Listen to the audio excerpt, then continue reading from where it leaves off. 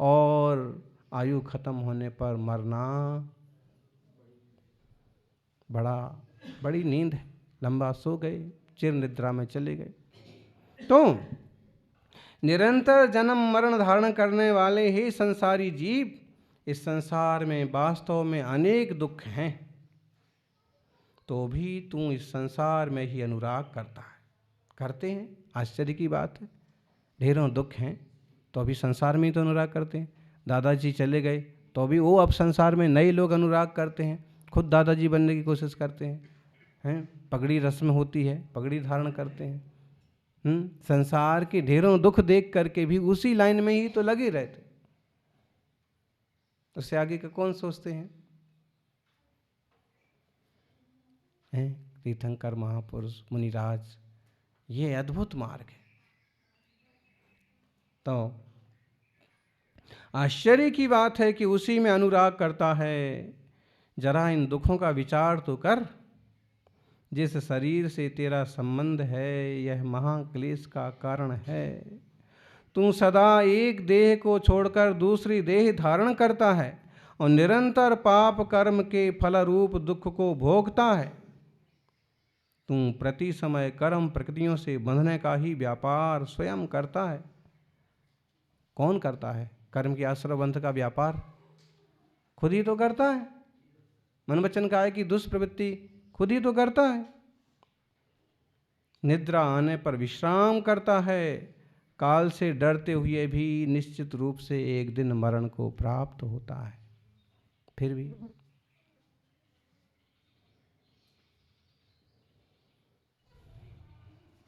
सज्जनों, जगत के जीवों का ऐसा जैसे स्वभाव पड़ गया है, विभाव है लेकिन ऐसे स्वभाव पड़ गया है कि उसी में मगन रहता है, उसी में मस्त रहता है।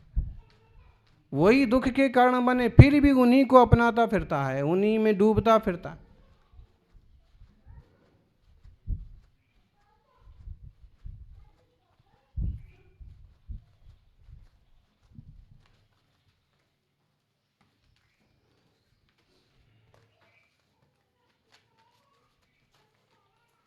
क्या करेंगे?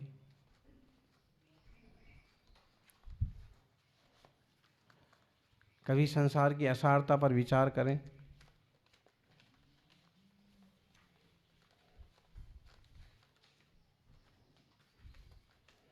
इस शरीर की रचना पर विचार करें। चारों गतियों के दुखों पर विचार तो करें। बोलो, चार गतियों में कौन सी गति में सुख है, आनंद है? कौन सी गति में? बोलो, कोई भी बोलिए। आप कहोगे सामान्यतः देव गति में सुख है, देव सुखी है, बहुत सुखी है, उनको रिद्धियां हैं। क्यों ब्रह्मचारी जी, देव सुखी है कि नहीं है? क्यों नहीं है? क्यों नहीं है? संयम नहीं होता है तो क्या हुआ? देवियां तो हैं, देवियां हैं, विमान है, रिद्धियां हैं, रुपया पैसा है, जहां जाना वहां जा सकते हो, जो द्वीप समुद्र में खेलना है वहां जा सकते हो। सब कुछ होते हुए भी वहां भी एक तरह के दुख हैं। कैसे दुख हैं? मानसिक दुख भी होते हैं। आपको ईर्ष्या का दुख होता है। ईर्ष्या का दुख तो यहां भी है, कहा नहीं? सामान्यतः उनको मानसिक दुख, ईर्ष्या का दुख ऐसे कह सकते हैं कि उनसे जो बड़े देवता हैं और उनका जो वैभव है, तो कई बार उसी की चिंतन में बताइए कि मेरे पास तो इतना वैभव है ही नहीं और ये बहुत बड़े देव बने फिरते हैं, मुझे इनकी आज्ञा मानना पड़ती है। इस टाइप के दुख। उसमें भी कोई देवी अगर चली गई, बहुत प्यारी थी, बहुत सुंदर थी, और उसमें उनकी तो आयु कम होती है, 5 पल्ले की होती है, और अगर वो मर गई, उसका क्लेश, उसका दुख। और जब खुद की आयु पूरी होने का काल आता है तो एक आम इंसान से भी भयंकर दुख होता है मिथ्या दृष्टि देव को। जब उसकी मंदार माला मुरझाती है ना, तो ढेरों कल्पनाएं आती हैं। अवधि ज्ञान में आ जाता है क्या मरण होगा, त्रिंश पर्याय में कि मनुष्य के गर्भ में जन्म लेना होगा, इस तरह की फिर ढेरों कल्पनाएं चालू। इतना वैभव, इतनी रिद्धियाँ, इतनी देवियाँ, इतना सुख, इतना सुकून, सब खत्म हो जाएगा। मेरी ऐसी तुच्छ दशा हो जाएगी, गर्भ के अंदर बंद रहना पड़ेगा, इतनी उष्णता होगी, इतने क्लेश होंगे, और इस तरह से बहुत क्लेश में पड़ जाता है। कभी कल्पना करना, जब बीतती है तो मालूम पड़ता है। जैसे कभी कोई दुख में पड़ा हो तो हम उसे समझाते हैं कि क्यों दुख करते हो, जो आया है वो जाएगा, रहा था कौन है। और कहीं आपके साथ वैसा घट जाए तो फिर हाल देखो, फिर नहीं समझ पाते फिर खुद, बल्कि कोई समझाए तो झुंझलाहट और होने लगती है कि बड़े आए उपदेश देने वाले। समझ अंदर से आती है। वो मिथ्यात्व में पड़ा हुआ जीव है, उसे बाकायदा देव होते हुए भी उसका पूरा दुख का वेदन है। ऐसा होगा, ऐसा हो जाएगा। 6 महीने बाकी हैं, 2 महीने बाकी हैं, 1 दिन बाकी है। हैं, आप पुराण साहित्य पढ़िए, अमुक देवता को एक बड़े देवता उपदेश देते हैं कि भाई जब आयु पूरी हो ही रही है तो ना इंद्र शरण है ना मैं शरण हूँ, आयु पूरी हो रही है, सहजता रखो, शांति रखो, कल्प वृक्ष के सामने, अकृत्रिम जिन्ना भगवान जिन मंदिर के सामने जाकर के धर्म ध्यान करो। शरीर जाए तो जाए, लेकिन परिणाम नहीं बिगड़ना चाहिए, और उस परिणामों को सुधार करके वह जीव अगले भाव में राजा होता है, मुनि बनता है। देवताओं में है सुख, लेकिन उनमें भी दुख है। नारकियों में तो दुख ही दुख है, कोई शांति नहीं है। हाँ, आज नरक क्या देखने जाना है, कुछ देशों की हालत देख लो, कुछ नगरों की हालत देख लो कि इंसान भी जानवरों से गया बीता जीवन जीने को मजबूर है। महिलाओं की बड़ी दुर्दशा है, बच्चों की क्या बोलेंगे, क्या करेंगे। नरक पर्याय के दुख, त्रियंच पर्याय के दुख देखो। कई दिनों तक भोजन पानी भी नहीं मिलता है, डंडे खाने को मिलते हैं, और कसाई लोग यूं मार डालते हैं, खत्म कर देते हैं। संवेदनाएं तो जिसमें छीण होती जा रही हैं। त्रियंच पर्याय की दुख। 6 ढाला की पहली ढाल जो है ना, उसमें थोड़े थोड़े शब्दों में, थोड़े थोड़े छंदों में चारों गतियों के दुखों का वर्णन किया है। कभी ठीक तरह से उसका भी चिंतन करें ना, वो भी वैराग्य में निमित्त बनता है। शेर हो गया तो क्या हो गया शेर? कभी कभी ना कोई त्यागी व्रती भी कहने लगते कि मैं शेर हूँ, हैं? लोग भी कहने लगते हमारे महाराज तो शेर हैं, हमारे दादा तो शेर थे। अरे भाई, तुम्हारे दादा शेर थे? डार्विन तो कहता है कि इंसान की जो दादा बाबा हैं वो बंदर थे।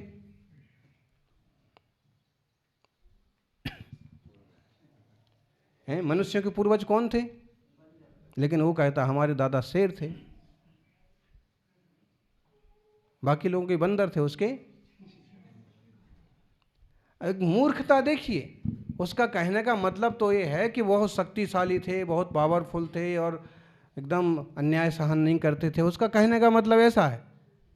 लेकिन सीधा सीधा पकड़ लिया जाए तो कैसा लगता है कि जानवर की औलाद है क्या ये? हैं? ऐसे ही एक कभी समझने के लिए भले बोल दिया जाता है। मुनिराज की सिंह वृत्ति होती है, मुनिराज की सिंह वृत्ति होती है का मतलब ये नहीं है कि जिस चाय पर झपट पड़े, जिस चाय पर चिल्ला पड़े, जिस चाय को पंजा लगा दें, कुछ भी शब्द बोलते रहें। सिंह वृत्ति का ये मतलब नहीं है कि अपनी समितियों को भंग करते रहें, गाली गलौच पर उतर आएं, ये नहीं है सिंह वृत्ति। सिंह वृत्ति का मतलब है स्वात्माधीन पूर्ण शांत दशा। हमें जो कुछ करना है, हमारी जो सहज प्रवृत्ति हो रही है, मूलाचार के अनुसार, आत्मशुद्धता के हिसाब से उसी में मस्त रहना, उसी में मगन रहना, किसी से प्रभावित नहीं होना और किसी के जंजाल में नहीं पड़ना, वो सिंह वृत्ति। जंगल में भी बैठे हैं मगन ध्यान में, नहीं बैठ सकता, आम इंसान नहीं बैठ सकता, वो उनकी सिंह वृत्ति है, किसी का भय नहीं है, निर्भयता। बाकी शेर को भी कोई सुख नहीं है,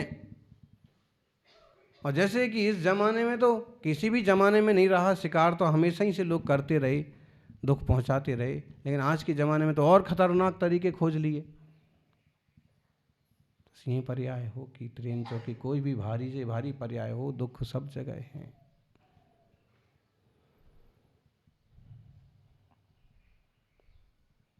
जानवर को ना इंसान की तरह सारी सुख दुख और बीमारियां होती हैं, बुखार भी है, सर्दी खांसी भी होती है, तकलीफ भी होती है, लेकिन कौन कितना गिनता है। जीव है भाई, 4 गति 84 लाख योनि में यह जीव परिभ्रमण कर रहा है। अनंत जीव तरह तरह की पर्याय लेते हुए सुखी दुखी हो रहे हैं। त्रिंच पर्याय के दुख, नरक पर्याय के दुख, मनुष्य पर्याय के कोई कम दुख हैं क्या? निर्धनता का दुख,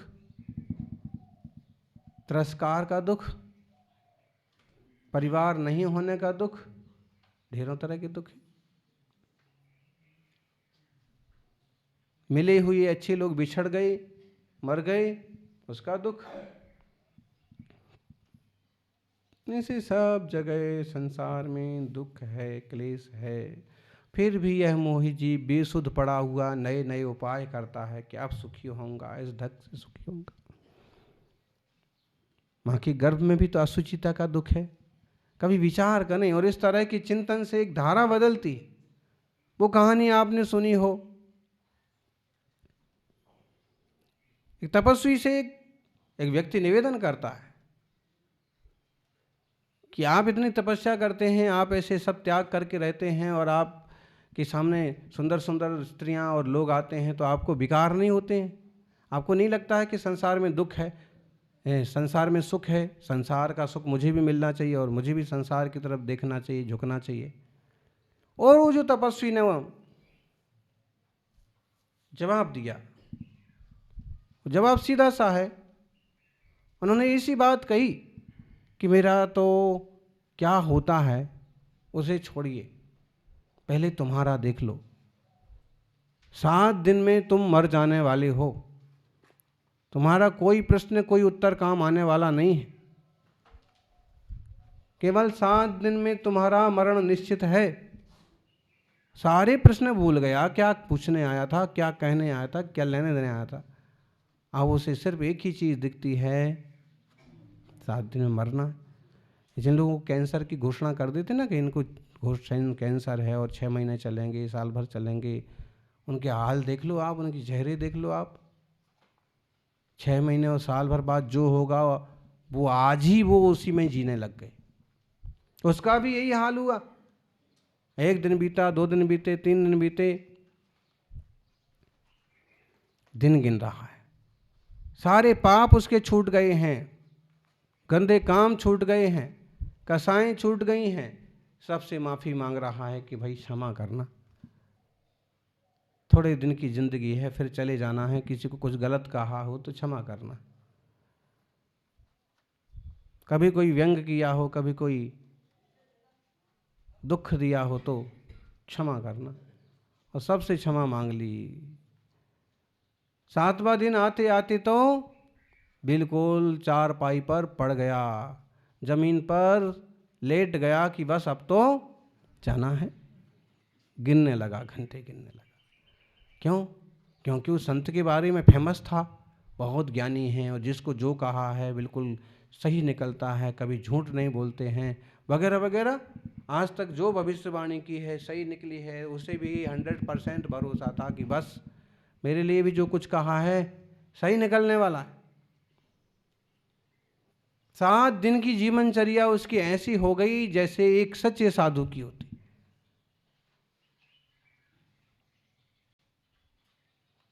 बस भय और चिंता जरूर लगी रही, जो हर एक संसारी को लगी रहती है।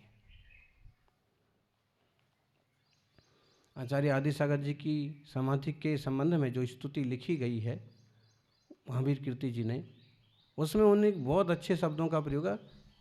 चिंता शोक भयादि कांत रहिताम क्लेशादि वर्जिताम। कैसे उनकी समाधि चल रही थी, कैसे उनकी समाधि हो रही थी, उनके चेहरे पर क्या भाव थे? चिंता नहीं, शोक नहीं, क्लेश नहीं, चिंता नहीं, चिंता शोक भय भी नहीं, आतंक नहीं, कुछ नहीं, सहज प्रसन्नता का शांत भाव। ये आम लोगों की चेहरे पर नहीं हो पाता है, इसलिए उनका मरण कुमरण हो जाता है और साधु का मरण सुमरण होता है। वह व्यक्ति इस तरह से आतुर हो गया कि बस अब गया तब गया, लेकिन भय तो जारी है।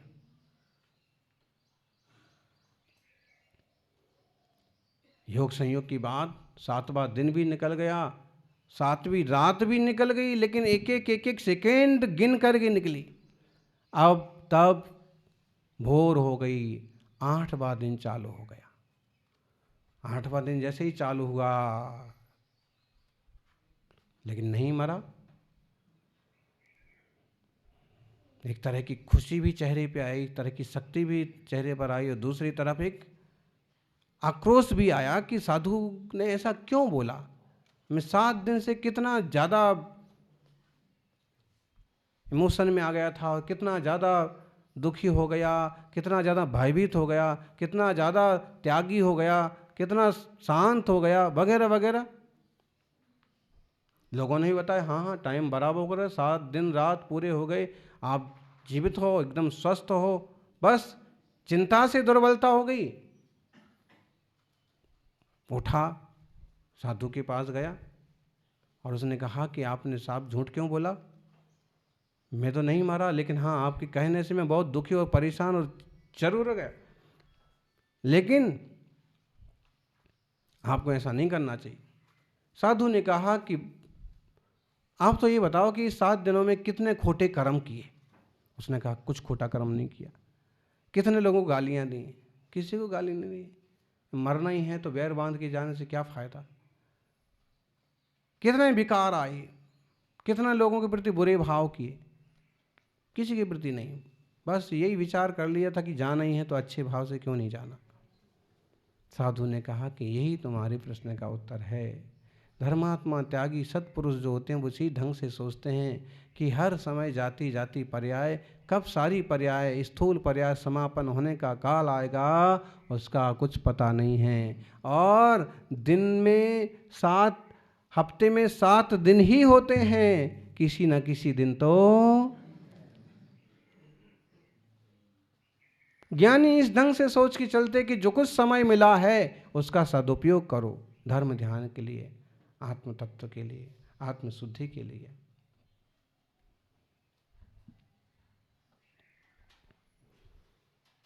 भेद विज्ञानतः सिद्धा सिद्धा एकिल केचना, अस्सैव भावतो बद्धा बद्धा एकिल केचना। थोड़ा सा भेद ज्ञान की ज्योत चले और वीतराग मार्ग की श्रद्धा बढ़े, यही मंगल भावना।